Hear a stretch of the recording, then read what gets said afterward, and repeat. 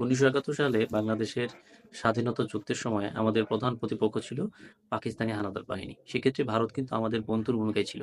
আমাদের বিভিন্ন সময় সহযোগিতা করেছে, আমাদের অস্ত্র দিয়ে, খাদ্য দিয়ে এবং আমাদের যে উদ্বাস্তু মানুষগুলো ছিল তাদের পাশে দাঁড়িয়েছে। আমরা কিন্তু কেউই মুক্তিযুদ্ধ দেখিনি। আমরা যারা ৯০ দশকের মানুষ, আমরা জন্মের পর থেকে স্বাধীন বাংলাদেশ দেখেছি। আমরা শুনেছি ভারতের সেই উদারতার কথা। আমরা শুনেছি পাকিস্তানের সেই বর্বরতার কথা। কিন্তু আমার প্রশ্ন হচ্ছে, আমার এই জীবনের ৩৫ বছরে বাংলাদেশ ইস্যুতে এই শত্রু পাকিস্তানকে আমি কখনোই বাংলাদেশকে তুচ্ছ-তাচ্ছিল্য করে কোনো কিছু বলতে শুনিনি। অন্যদিকে ভারত কথায়, কথায় বাংলাদেশের জন্য পেঁয়াজ বন্ধ করা, তেল বন্ধ করা, বাংলাদেশের জন্য অসময়ে ফারাক্কার বাঁধ খুলে দেওয়া, সীমান্তে মানুষ হত্যা সহ সামান্য ছোট, ছোট বিষয়ে আমাদের উপর তীব্র আক্রমণাত্মক কথাবার্তা বলেন। যেটা আমাকে সত্যিই ব্যথিত করে। আসলেও আমার এখন বিশ্বাস করতেই কষ্ট হয়। আসলে ভারত কি